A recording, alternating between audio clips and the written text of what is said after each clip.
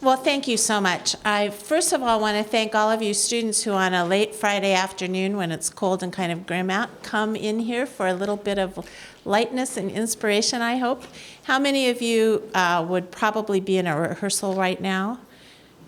So I applaud your dedication. Thank you so much, and thank you to your conductors who allowed you to come participate. I also want to thank Dr. Porter and the wonderful music education faculty who have been such warm and welcoming hosts for me while I've been here in Cincinnati. I really love their liveliness, and I'm sure that you do too. And I also want to thank my hosts as well, the Metz family, for sponsoring this inaugural talk. I've never given an inaugural talk before, and it feels like fun to me so far. So I appreciate this. I'm going to talk about some things that mean so much to me, and I hope mean a lot to you as well. All about the power of the arts in our lives and how we can spread that power in as many directions as possible. So I'd like for you to indulge me just a second to go back in time. We're going to go back in time twice. It's in the middle of the 1960s when television is black and white. And unlike YouTube right now, where we can just pop something up at a moment's notice, whatever we want to hear, whatever we want to see, at that point in time, you had to schedule certain times to catch certain things. We didn't even DVR in the middle of the 1960s. And I would sit just with all anticipation and excitement in front of my black and white television set, waiting to hear this person, Leonard Bernstein, who in this magnificent quote talks about the way that music brings us into its strange, special air. Do you see that in the last line? Isn't that gorgeous? We all know that in this room. We all feel that in this room. It's why we're here, because the strange, special air of music has drawn us into its embrace. The most wonderful thing is that among the arts, we can be drawn into the embrace of other arts as well, and they make wonderful complementary pathways to music as well. And I think that a comprehensive curriculum needs to show how music is related to all of the wonderful things around it. So I want you to think about this strange, special air that we breathe when we partake in music.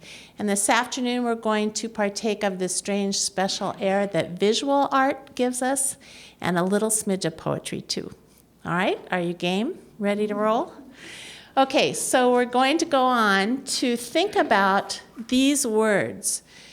A lot of times when we think about connecting curricular subjects together, we call it all sorts of names and all sorts of labels. And I've spent about 25 years trying to sort out what people mean when they say arts integration, or what they mean when they say interdisciplinary, or arts infused, or any one of a number of wonderful related topics. The labels to me are not as important as what we do when we connect. And that's what I invite you to think about together today. So imagine you are up in front of a classroom of children, or if you want to change the next images I show you to middle school kids or high school kids or even college students, feel free to do so. But how would you write a caption for what you see in these faces?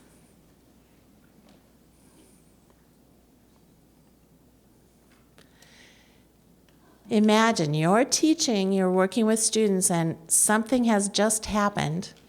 Turn to your neighbor and quickly share a caption with your neighbor.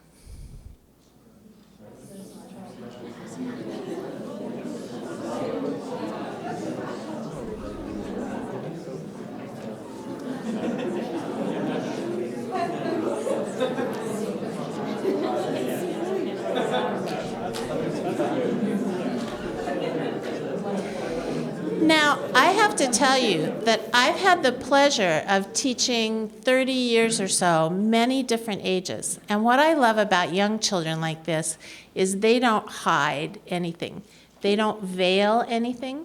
The minute something's happening that they're excited about, they light up like fireworks, right? And it's so much fun to see.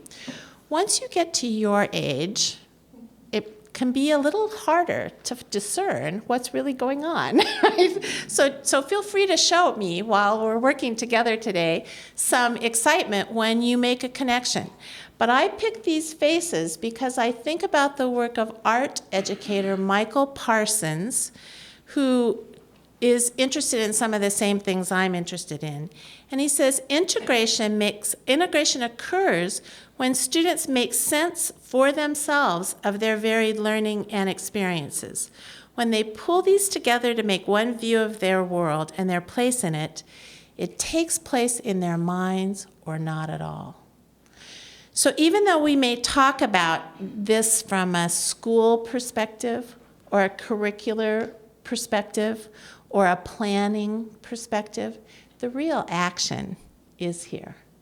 The real action is when a student's eyes light up, when they're connecting some part of what's happening in the classroom with something that has gone on in their lives, something that's gone on in another classroom, some other aspect of music that suddenly made sense. And you know how good that feels, right, when it happens to you?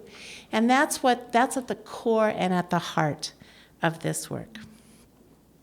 When we think about how music connects, it can connect to many, many, many different areas of human experience. These are some of my favorites on the right-hand column. I love trying to figure out the arts and humanities as a cluster and all the different ways that they enhance music. Notice the arrow. What do you see in that arrow? It goes both ways, right? And that to me is so critical that whenever we're talking about this work, we hope that the understanding that we're making of music transfers over into the related area. And whatever we're understanding or learning in the related area transfers back to music. And when there's that complementary relationship, you know you're on the right track. It's the heart, that arrow, imagine, is where student sense-making happens. Now, I can't stand in front of you and say that although I've had many, many years of music education myself, I haven't had many, many years of art, literature, dance, theater, media arts, architecture, history, and culture. I've had some, but not as deeply as music. As a music teacher, though, there are a couple of those that I especially love, and I've tried to seek connections. And there may be some of those over here on the right that you especially love, and you will be well suited to help students make connections with those. So it's hard to be as Renaissance-y as someone who would be so well informed on all of these things, but you can learn to be well informed in some, and you can also invite wonderful collaborators to do this work with you. A key idea, and these are the big ideas, and then we're going to get into examples in a minute. A key idea is that you know you're on the right track when 1 + 1 is greater than 2. Now that seems like going against everything you've been taught in math, and you're going to fail all your tests, right? But it's the idea that the whole is greater than the sum of the parts. And when we put two things together, if the experience that we have is deeper and richer and wider and more wonderful than if we'd encountered those things separately, bingo, you know you've got it. And it's my job today, this afternoon, to give you some good examples of that. So let's take a journey. Let's take a journey, and this afternoon, our companions on that journey will be music, visual art, with a little bit of history. I didn't put that up here, but there'll be a teeny bit of history, and some creative thinking. And in fact, my goal is for you to compose, so I'm watching my time very well so that you will have a moment of composition this afternoon. It'll be exciting. Look forward to that. All right, so think about 100 years ago. Here's our second time travel. And it may be a little difficult to see this graph because it's terrifically detailed. But 100 years ago, the world of music was just about falling apart, blowing up, and reforming. And you have studied this all in music history. I know you have. What was happening just about 100 years ago, this very time? I mean, there are clues here on this map. It was during World War I. But what else, or just before World War I, what else, though, in music was happening?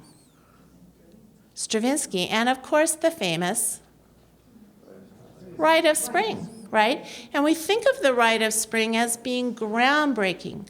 We think of the Rite of Spring as shaking up what people thought about music at the time. Believe it or not, at the very same time that music was branching out into these new areas of tonality and these new areas of rhythmic expression, all the things that we love about Stravinsky's Rite of Spring, something was happening in the world of visual art too. Something like this. I'm just curious if anyone recognizes this. Yes? But it was like someone went to a performance of Schoenberg String Quartet. Oh. And like painted that. If I had a quarter to throw at you right now, I would do it. That is so great. This is a painting by Vasily Kandinsky, who was a best friend of Schoenberg. And they used to trade together. So Schoenberg would try to paint, and Kandinsky would try to compose, and who knows what it sounded like or looked like, but they were really into each other's work. And Kandinsky went to a concert, and he felt that music was represented more than any other color by the color. You can tell me right now by just looking at it. What's the color that's overwhelming in this painting? Yellow. He believed that sound is yellow. And this painting is subtitled The Concert because it shows the big black thing is the lid of the piano, right? And the vertical figures down front are the audience. So it's, why didn't he paint it clearly and distinctly? It's because at that time, visual art, like music, was starting to break the boundaries. And visual art was breaking boundaries of representation, having images be about something else, right? Moving toward abstraction. Just as in music, we were moving toward new languages of tonality. So there are all kinds of parallels 100 years ago. Here's another one. This is fascinating. This one, I would just fall down on the floor if anybody has seen this painting or knows anything about it. Wouldn't you like to see that? It's too hard to guess. This is a Scottish artist named Stanton MacDonald Wright, but look at the title. What's curious about that? Do you think I made a spelling error? What does that word look like? Conception, and then you think it's going to say symphony, which is a collection of sounds, but instead this is synchrony, a collection of colors. And he thought that if you put colors together in certain combinations, they acted like triads act in music. Can you see that? There's another one of his paintings over there in reproduction. And I'm showing you reproductions because I don't, unfortunately, own all these paintings, and they're original. It's a terrible thing, and I can't get over it. Now, let's come across the pond. This one, you might be able to see the artist's style. Well known. and not male. Yes, good for you. So this is Georgia O'Keeffe, and she was in America playing with the same ideas. What would music look like if we painted it? So many artists at the turn of the last century, the 20th century, were borrowing from music to make art more abstract because they thought that music was the most abstract thing possible. And they were trying to move art in that direction. Raise your hand if you've ever studied that idea in school before. See, isn't that too bad? I wish I would have studied that idea in school. I think it's fascinating when we think about who's pushing boundaries, who's moving in new directions. And I'm sorry that that wasn't taught to me, but I'm equally glad that I was able to discover it just by happenstance on my own. So we come to the person of the day. He looks a little dour. He looks a little grim. You know how some portraits of composers look angry all the time? Like the Beethoven portrait always scared me when I saw it on my piano teacher's, desk. Some of the portraits of artists look, kind of unsettling. And he looks like he's looking right through you, doesn't he? I think if we were to meet him, we might have a different impression of Paul Klee. Because he's Swiss, you say his name Klee rather than Klee, although it looks like that. And he was a young man who could not make up his mind. When he was in high school, just where you've been fairly recently, he was so good at playing the viola and so good at painting that he couldn't decide what he was going to do when he went on. It was very difficult for him, and he was surrounded by, his father was a music teacher, his mother was a music teacher. Later on, he ended up marrying a woman who taught piano lessons because he was a starving artist and they couldn't make any money. So he was surrounded by musicians at all sides, and he was having a hard time figuring it out. This next image will show you what he decided, but how it was a difficult decision for him.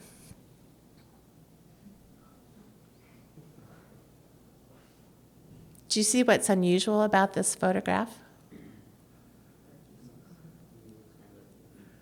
So he started up in his art school. He decided that he had left chamber music behind and he couldn't stand it. So he started up a chamber music group of other like-minded art students who wanted to play chamber music. Do you know which one he is? Can you tell? Whenever I see this picture, I want to say to him, please sit up straight. Some habits die hard. But this was the way they did it. They used easels instead of music stands to play chamber music. And so you can already tell that music was a big part of his life. So, okay, what are we going to do with that idea? When I was first starting to teach, I encountered the work of Paul Klee, and he was so prolific. He did so many paintings that you couldn't study every one of them if you started right now and kept on to the rest of time. I got interested, though, because as a new music teacher, some of his works were used in my textbook series when I was learning to teach and relying on those materials a lot. And this was one, and guess what musical concept it was being used to teach? You can probably see on the other side. It looks like arch form, doesn't it? It could be repetition, it could be ABA form, kind of, sort of, but ideas of form and pattern, right, which are really important to us and are all over his work. So I want to show you, he had some real favorite composers. Now, this is the most disturbing image I'm going to show you all afternoon. He didn't like the contemporary music around him at all. Bruckner, bleh. Wagner, Mahler, Strauss, forget about it. And so he made this cartoon of someone at the piano. He calls it a pianist in distress. And there they are, and they're playing this, see what's on the piano rack? Unintelligible scribbles, right?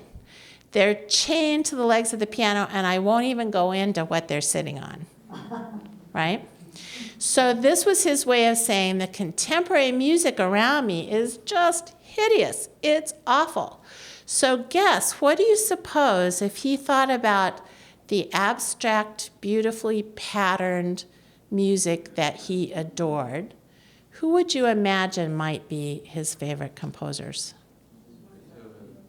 Could be Beethoven, could be Brahms, could be Schumann, could be Mendelssohn, but they're all pretty close to his time still. Go a little further back.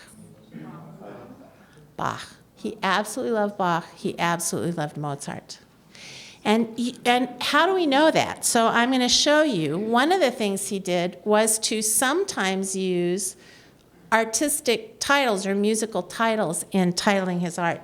This one is called In Bach's Style. And because of it, he got a nickname. Some people still call him the Fermata composer. Because do you see the Fermata there? The bird's eye? Do they still call it that, the bird's eye? But so sometimes he would just use titles, but other times he would try to imitate in images how music sounds. And this was one where he was trying to show a musical form. If you had to guess, this is a good one to guess. If you had to guess, what musical form is Clay trying to show in this painting? What might you say? I hear some fugues, I hear some rondos. Something very imitative, right? Something that has ideas that imitate, and so the answer is fugue in red. I need another quarter to throw right at you. There you go. So a fugue in red, think of subjects and counter subjects. And he was really thinking about, I hear that, and how would I show that in an image? Isn't that fascinating? So this is a fun lesson to do, and then play the little G minor, ba da da da da da da da da da dum, right? And look at it while you're listening. That's really fun. Sometimes there would be images, other musical images of instruments, like this nocturne for horn. He even invented something that he called visual polyphony. This is an example of visual polyphony. What's polyphonic about it? Maybe we should say polychromic rather than polyphonic. Do you see all the little pieces, right, are like all the little simultaneous layers of sound that we hear when we hear something that's polyphonic and multi-textured. So cool. So you would wonder, how do we know that he was just so musical? We actually have his lecture notes from a famous place that he taught called the Bauhaus, that was actually in 2 different places during his lifetime. And this is an example of a Bach trio sonata, and he was mapping out what? What can you see in that map? What elements of the music? You can kind of see the phrases. Contour, you can see the shape. And you can especially see duration, right? So phrases, contour, duration. And he wasn't teaching music students. He was teaching painters about lines and their relationships. And from that, he had this theory of dividual and individual rhythms. Dividual are like the motor rhythms where we metrically, can feel like the shortest sound chugging along. And the individual rhythms are like the rhythm of the melody, the melodic rhythm. And so he was teaching that, imagine that, to painters so that they could play with the idea of different durations and how they overlap. You can almost see that and hear that in this beautiful painting that's reproduced over there too, if some of you are close, called Highways and Byways. And I thought, just for fun, we need to put a little Bach with a little Clay. So listen to a short 2-part invention. This one's the G major one, number 10. And instead of having it played on the harpsichord, even though I love harpsichords, I decided to make a slightly different choice in choosing the recording, and you'll hear how it's quite a different choice.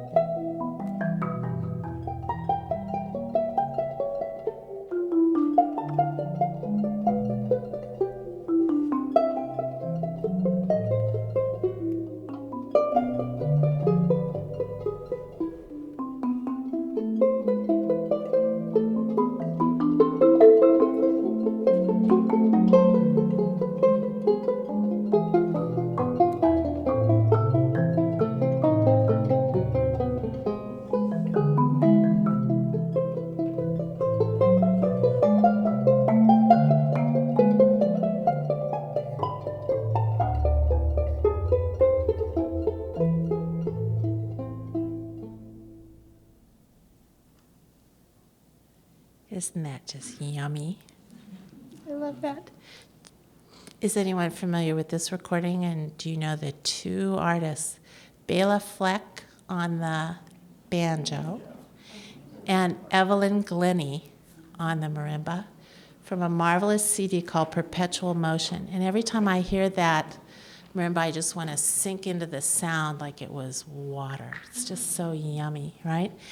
But even though it doesn't map, the point of this is not that it maps exactly onto the painting, but the point of it is that you can kind of see sometimes you hear the rhythms are moving at the same duration. Sometimes they're in counter-rhythmic contrast with each other. And he's setting up this notion of all of these individual and individual rhythms. So now we're going to bring this into the here and now with an amazing transition that you'll think this has nothing to do with where we've been. Are you ready? Here we go. Do you know this has a name?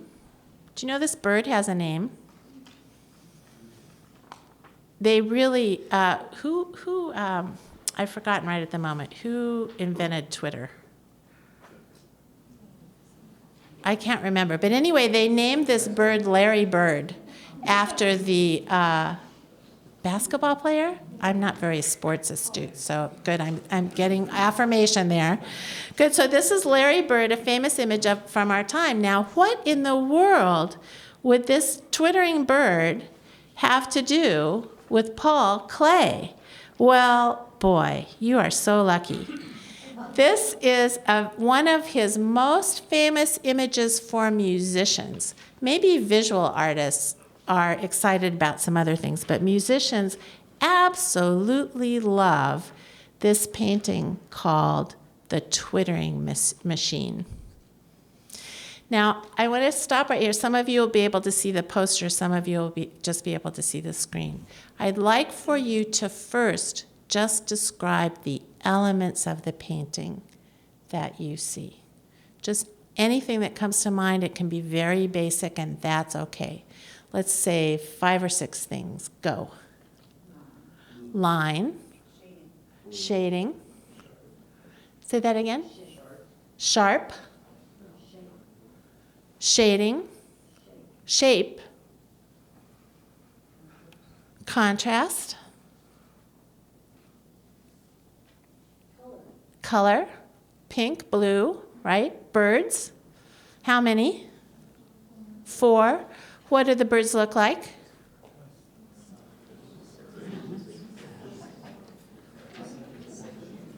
Yeah, they don't especially look as happy as Larry Bird, right? There's something odd going on. What else is in the painting?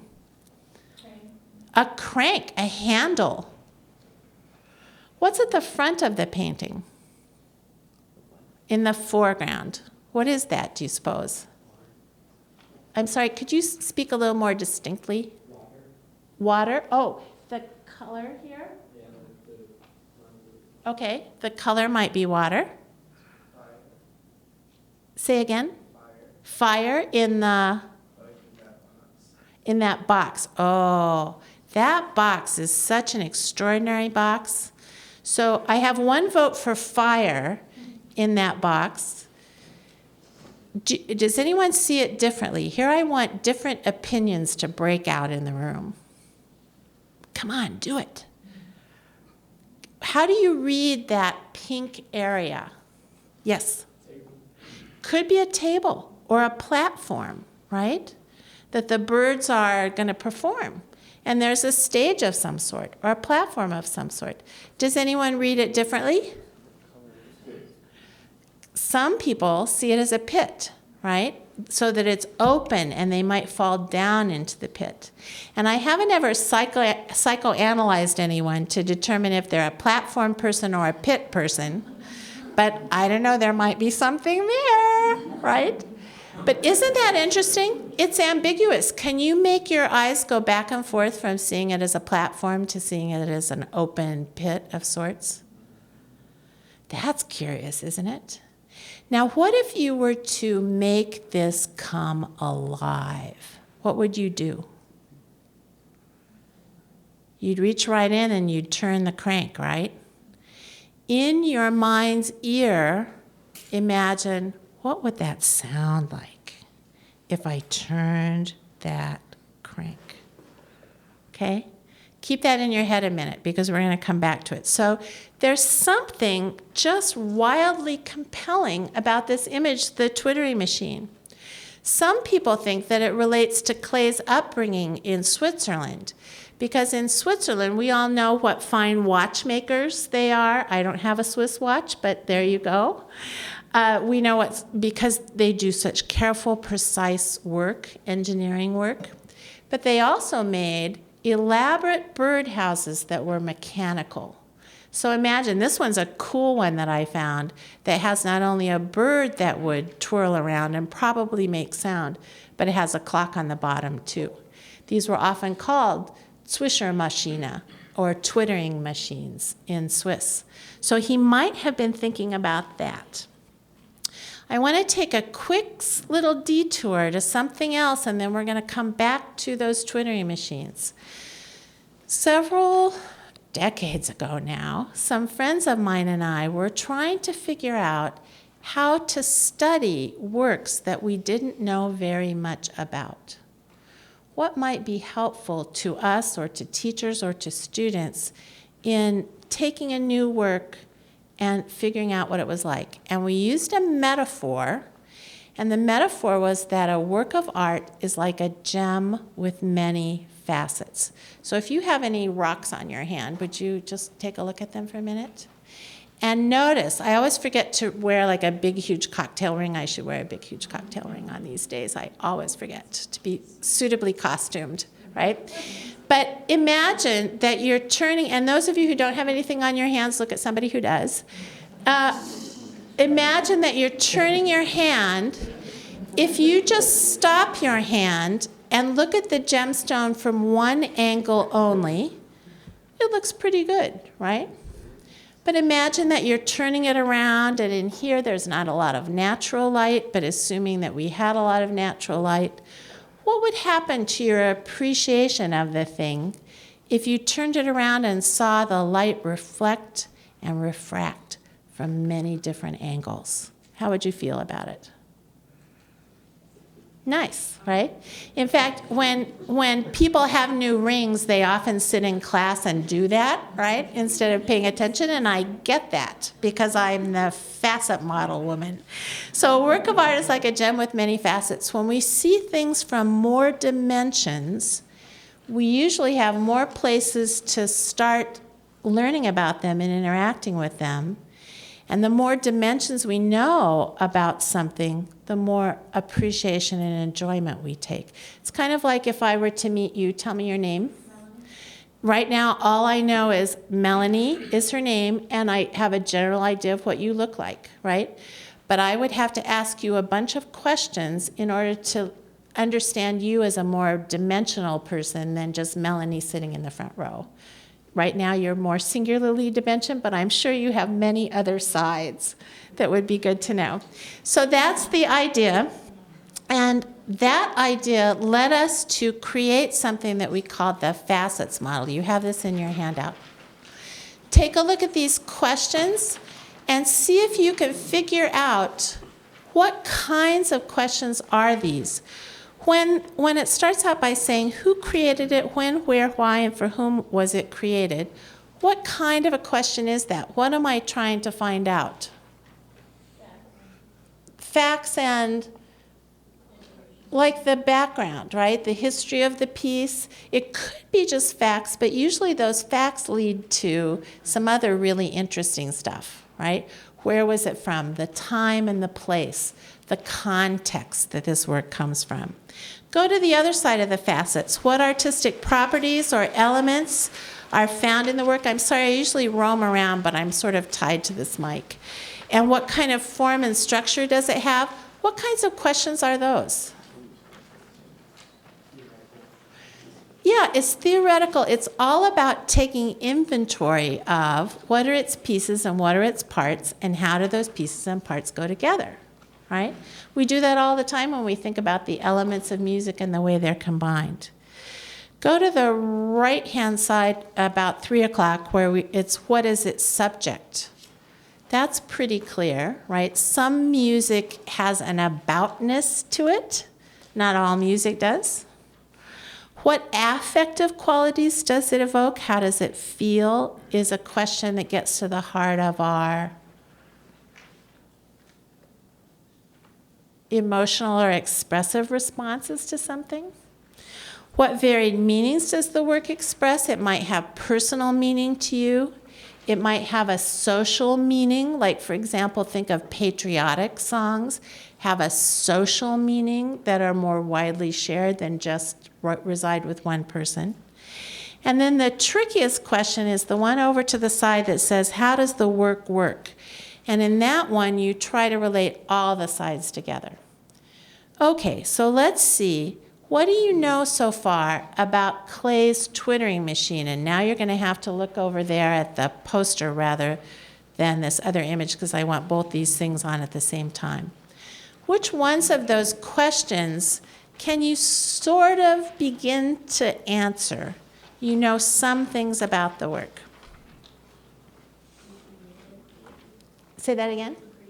So you know some things about who created it and a little bit about why, what, and for whom. The context questions, right? I've given you a little bit of that background. You couldn't probably make that up. You'd have to go to some knowledgeable and informed source. What else do you know?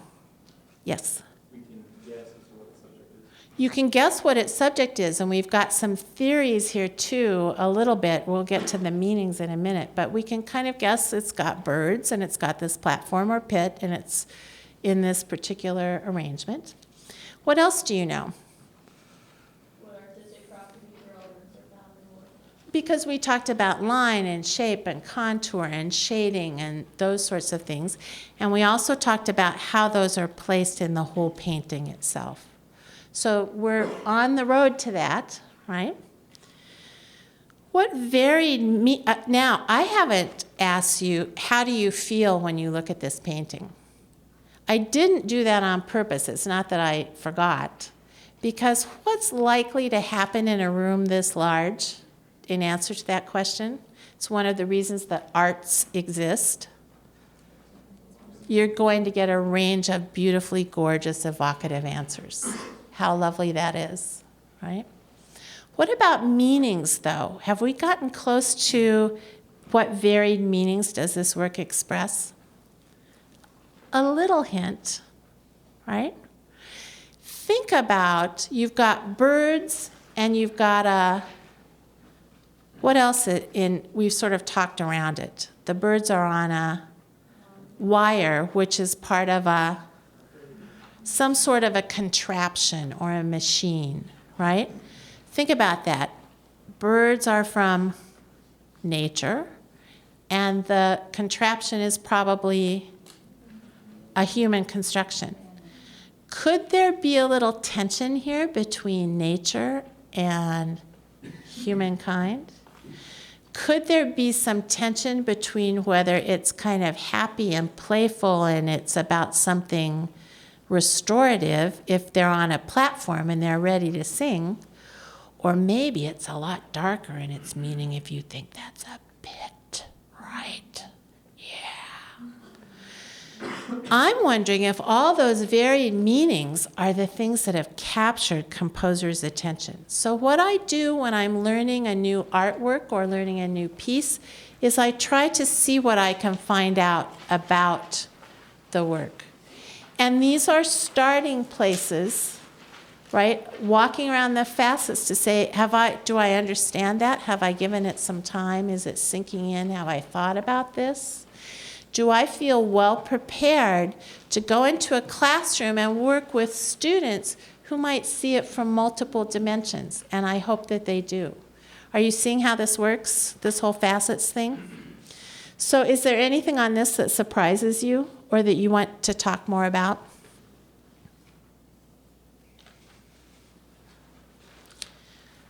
Could there be other answers up here to those generic questions? You bet, right? But this is a good starting place. And so that's where we are starting. So we're going to get back to the musical piece in just a second. I have a secret weapon here, a wonderful collection of recordings that a person named Gary Evans collected. He asked himself, what are all of the pieces of music that I can name that were inspired by art? So for example, this twittering machine, who's written a piece called The Twittering Machine? At the time that Gary Evans collected all these recordings, and I think this was 2002, there were 16 compositions that were based on Twittering Machine. And I'm sure by now there are more. Has anyone in this room ever performed a piece called Twittering Machine? How many of you are in symphonic wind ensemble or some version of a symphonic wind ensemble? Well, you might sometime, because one of those quite famous versions was composed by Cindy McTee, and it's called California Counterpoint, The Twittering Machine. She was inspired by Klay's painting. And instead of using line and color and shape, she used a palette of sounds. And this was her palette of sounds. And what I want you to do is to predict. We're going to listen to a little bit. The first movement of this is very long, so we can only sample it. And my apologies to Cindy McTee that we can only sample it. But I want to make sure you have time to compose. I want, though, before we listen to it, knowing what you know about the painting, if you were the composer, what kinds of ideas might you play with in turning your inspirations from the painting into sound? Let's have a room full of possibilities. Who can name something that they would want to put in their composition? Yes? The sound of the crank. Something that represents the sound of the crank. Wouldn't that be fascinating? Did you have an idea? Yeah, for the birds, you can do a Flute or piccolo? How many of you are flutists or piccoloists? Is that how you say it? Do you know the flutes always get to be the birds, don't they? Sometime I want to hear a tuba as the bird, just to shake it up. But it just seems like it's a stereotype. You flute people always get to be the birds. But that's a good choice, don't you think? Let's hear some more predictions. So like underneath all of the happy flute sounds and stuff, there should be like kind of smudgy, raunchy bluegrass, like Ooh. chords and stuff. Just listen to that smudgy, raunchy, low brass. I also played sousaphone in marching band, so I'm really getting into that. That sounds good. Yes? Something that's pecky or scattered. Pecky or scattered, like the birds, right? Nice. Nice. Yes? I imagine kind of the sound of an anvil. The sound of an anvil. Something metallic, like an anvil would be, and maybe repetitive, right? Because that would be sort of a machine-like thing. Yes? I would say like some cymbal scrapes or some sort of like really, just not even like a musical sound. Yeah. Maybe something otherworldly, some timbre that we haven't really explored so far. Let's take two more. Yes? I think representation of, in the form, there can be representation of both the platform and the pit. Ooh. Wouldn't that be interesting? Would it change your composition if you see it as a platform? Would it change your composition if you see it as a pit? Oh, I would love to hear that. Okay, one more right here. Yes? You could probably write it in a key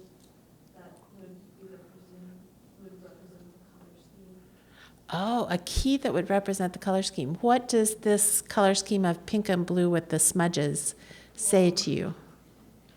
Well, it like wouldn't be a sharp key. Okay, a flat key. And you know, that leads me to there's this whole marvelous thing called synesthesia, where some people associate certain colors with certain sounds and certain keys. We think of Scriabin. That's another day. But, oh, cool. So I would like to say, okay, everybody, go get your instruments and voices and pianos and go compose something, come back in an hour, and we'll see what we've got, right? Wouldn't that be fun? So here we go. We're going to listen to a little bit of Cindy McTeague, and let's see if any of your predictions hold to be true.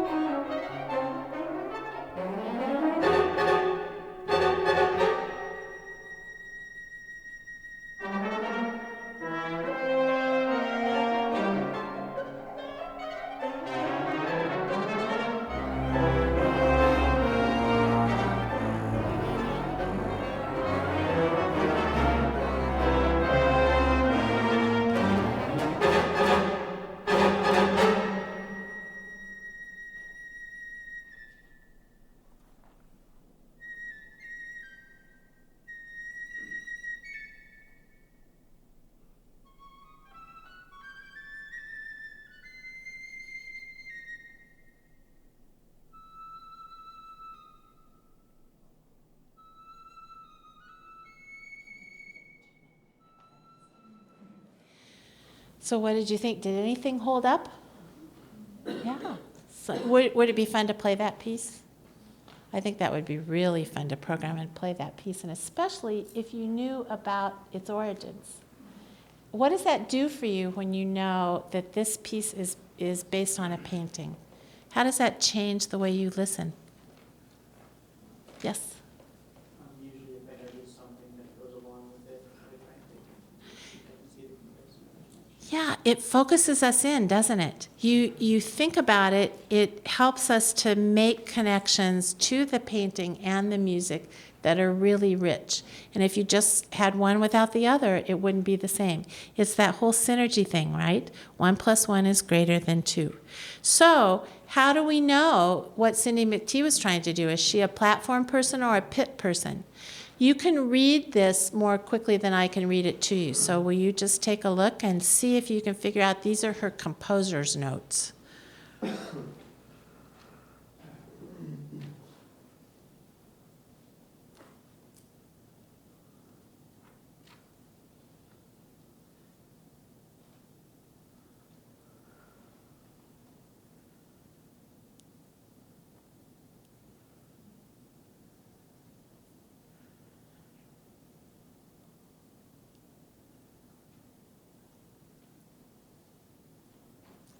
Have you ever fallen into the pit when there's a big silence and you played or sung at the wrong time? I can see that, right? So, is she a pit person or a platform person? What do you think? She talks about the doom, but she also talks about the playfulness of it, and that it's sort of ironic, and it invites us to be playful and ironic. So it's fun to think about how does the composer's intention then help us or maybe stand against our own interpretations. So I would do the same thing with McTeague that I did with Paul Clay's tutoring machine. I would walk around the facets. And I would try to think, do I really understand this piece as a musical piece twittering machine, as I thought about the painting twittering machine? Anything up there that you're curious about? A lot of it is in the composer's notes, and some of it is beyond the place where we stopped listening. So isn't it fun to put those two things together and to see how they line up or cohere? So we come to a time, perfect, we're right on target. I would like for you to compose. It's actually kind of improvisational / composing, borders between. We're not worried about what we're going to call it. I'm only going to give you a few guidelines. The guidelines are, have it be a 1-minute piece with a clear beginning, middle, and ending. That's always just good grammar. And I'd like for you to show some connections to a painting in what you compose. If you want to, like Cindy McTee, figure out something that relates to twittering machine, I'll put twittering machine back up. But if you want to be sly and clever, there are some other paintings juxtaposed around the room, and you could decide instead to choose one of those as your inspiration. I'm going to give you 5 minutes of group time, so you got to think fast and cooperate well.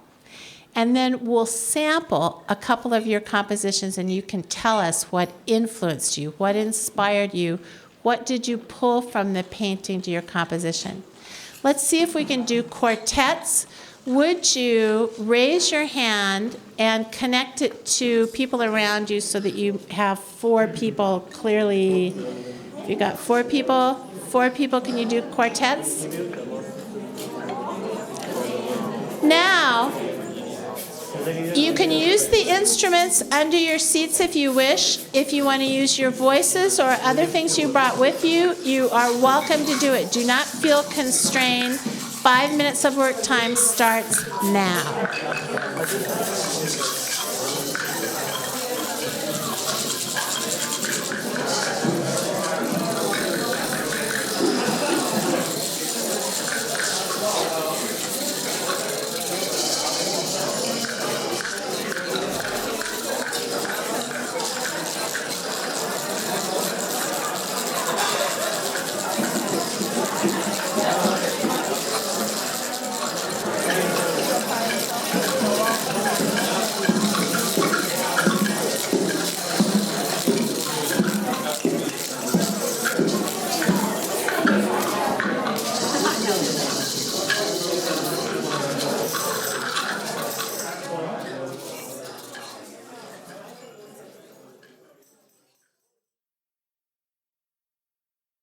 So you can either tell us which painting that you're doing or leave it a secret if you prefer.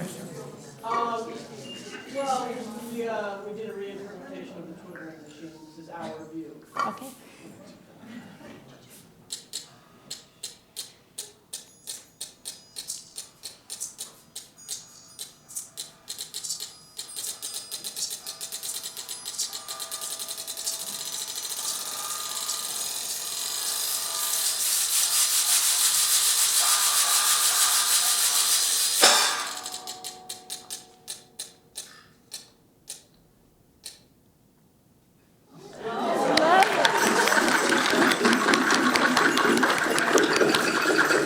How literal they were with the crank, don't you think?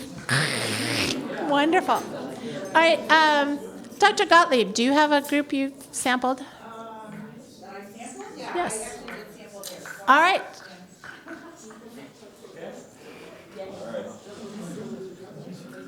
Wait, what picture is this? So we chose that zebra looking staircase thing on the left. That's what it looks like. Is that highway?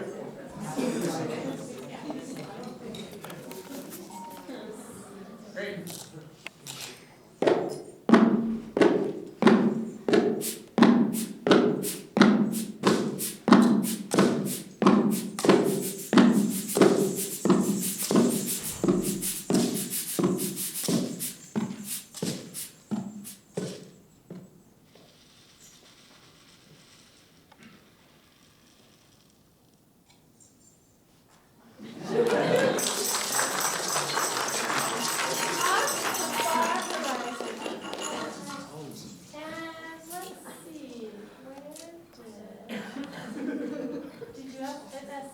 I sampled that group over there, unbeknownst to them. All right, good. Oh, we saw you.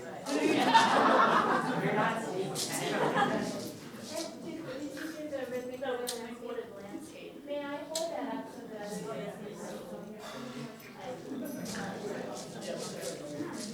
I'm stealing their inspiration.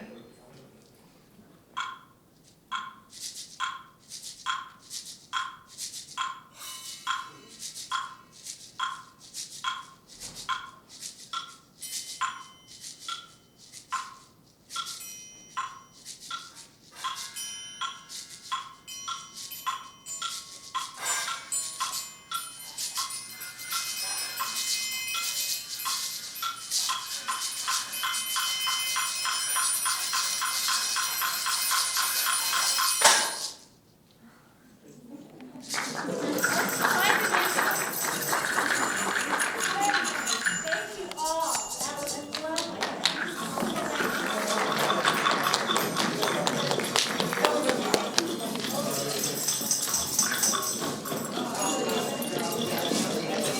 So imagine how much fun that is with kids.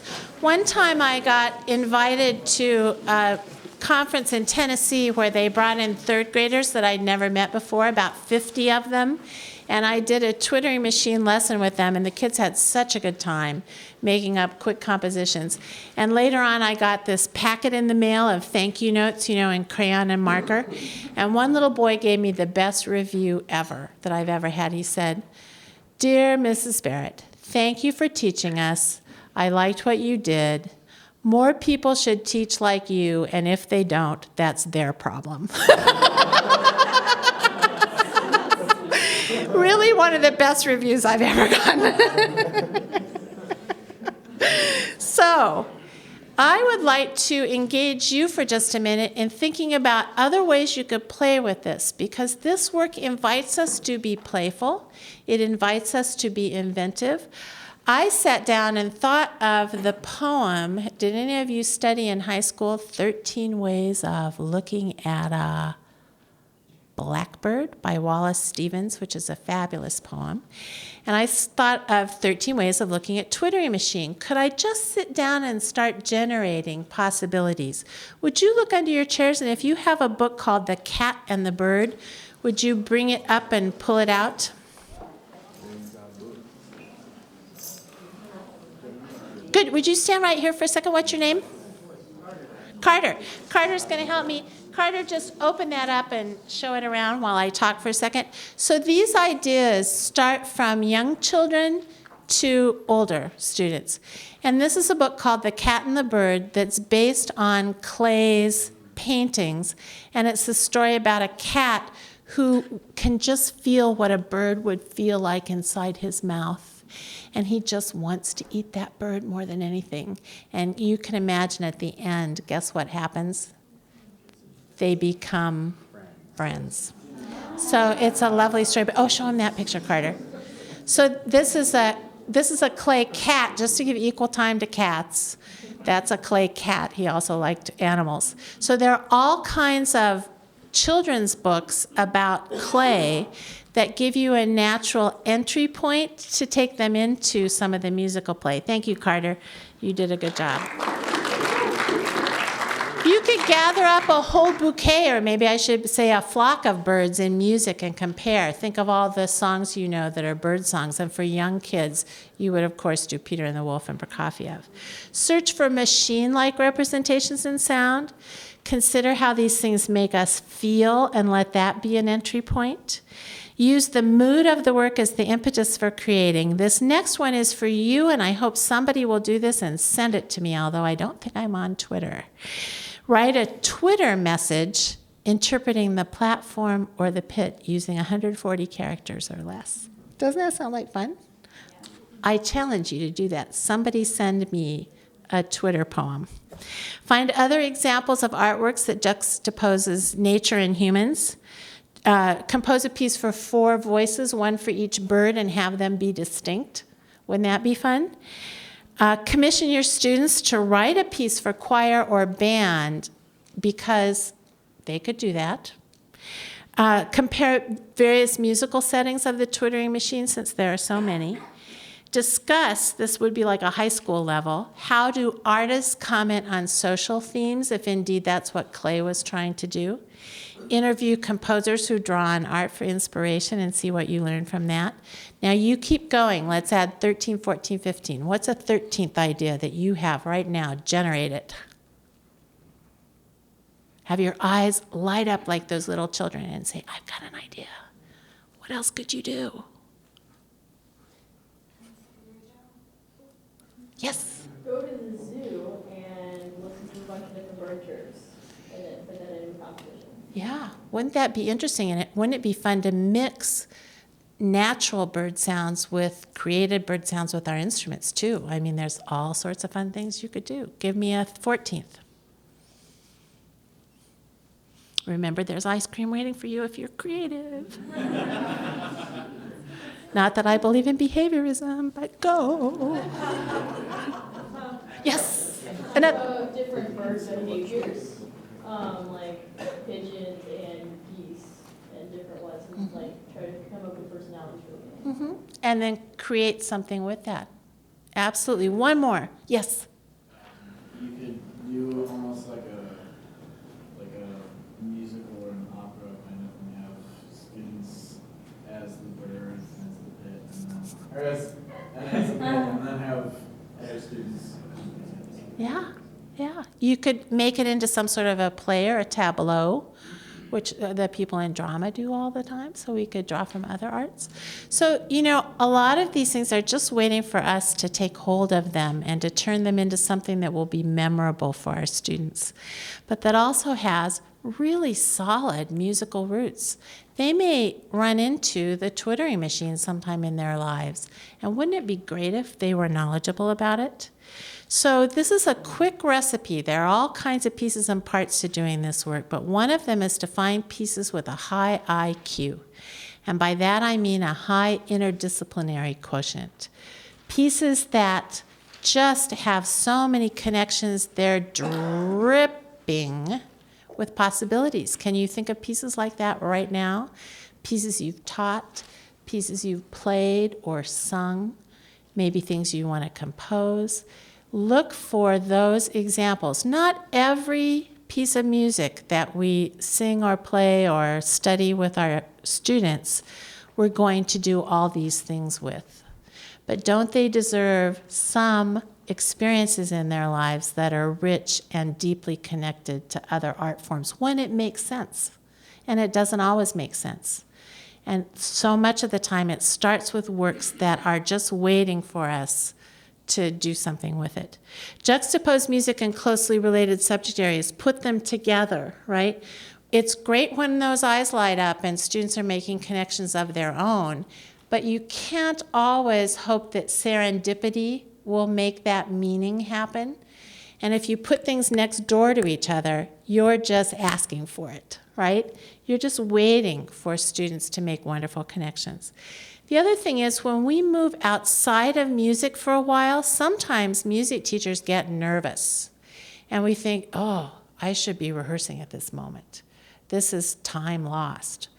But if you go to closely related ideas and then come back to the music, what usually happens?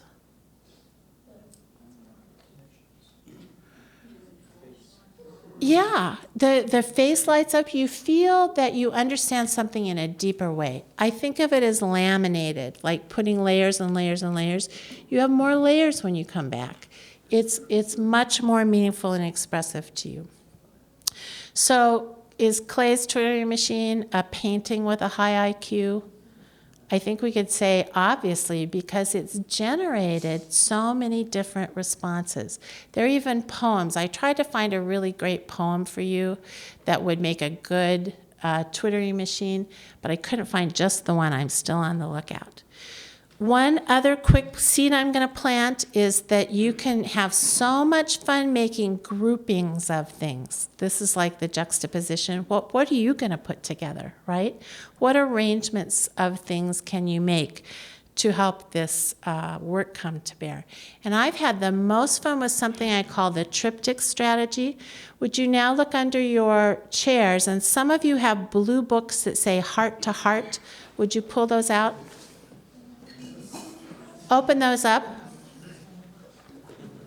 I want to tell you a quick story. I was in a bookstore looking at kids' books, which is something I like to do in my spare time. And I pulled this book out, and it's full of 20th century paintings. And the compiler of the book, Jan Greenberg, sent those paintings to a bunch of 20th century poets and said, would you like to write a poem about any of these? So they're already connected. The paintings and the poems go together. And when I was standing in the bookstore, I kept thinking, something's missing here. Something's missing here. And I went to the back of the book and almost expected to see a CD plastered there, right? And there wasn't.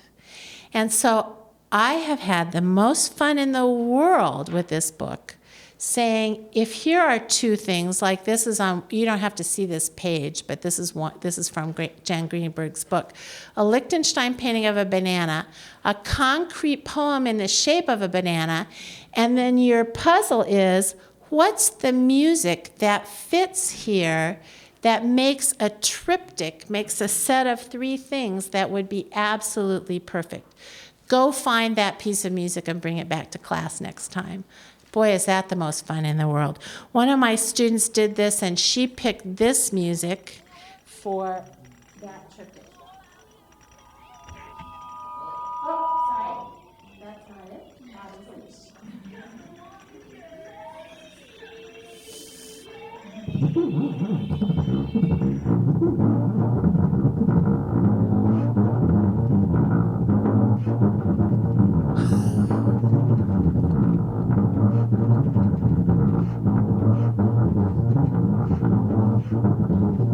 That's not very distinct, but you have to go YouTube, find this on YouTube and listen to it. It's just the most fun in the world as a tuba solo. Who's a tubist in here?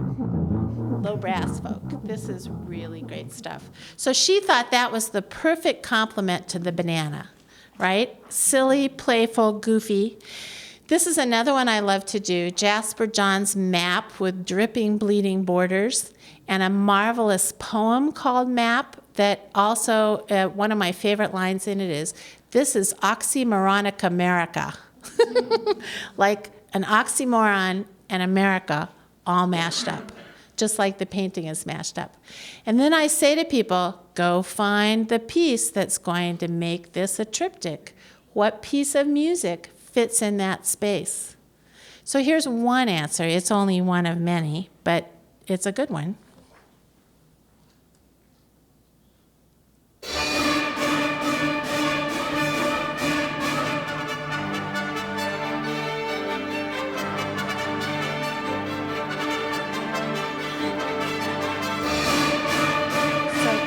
Hold on, isn't that great? And then you can start playing with, well, why do they connect? What do you hear? What do you see? What do you feel? What do you read that makes connections? And then put your students in the middle and have them create something that fits even more. So these are my last couple of slides. This slide is so important. The graduate students saw it yesterday. Music is not walled off from the rest of the world. It has its own shape, it has its own dimensions, it has its own history. But this is a cell, right? And what do you know about a cell wall? It's semi-permeable, I like that. The substances can pass in and out, inspirations can pass in and out of music as a discipline. If you close music off from the rest of the world, it would shrivel up. It always is reaching out to the world around us, and when we bring that world back in, our experience is transformed. That cell metaphor is really the root of this kind of interdisciplinary work. It means so much when we connect within music and we learn how within an art form, some music is like other music and why. It means so much when we connect to other arts disciplines. It means so much when we connect to disciplines outside the arts. I think for me that's a little bit harder than the others. But the key thing is when all of that connects to students' lived worlds. When we make a difference, when we lighten something up, when we invite our students to be creative, when we ask them to make meaning of their school experience. And those vibrant educational experiences have the power to stay with them for a very, very, very long time. And so that's the kind of work that I want to invite you to put in the center of your thinking as you prepare to go out into various classrooms, student teaching and beyond. What kinds of meaningful connections do you want to make with music, with other subject areas, and ultimately with students' lives?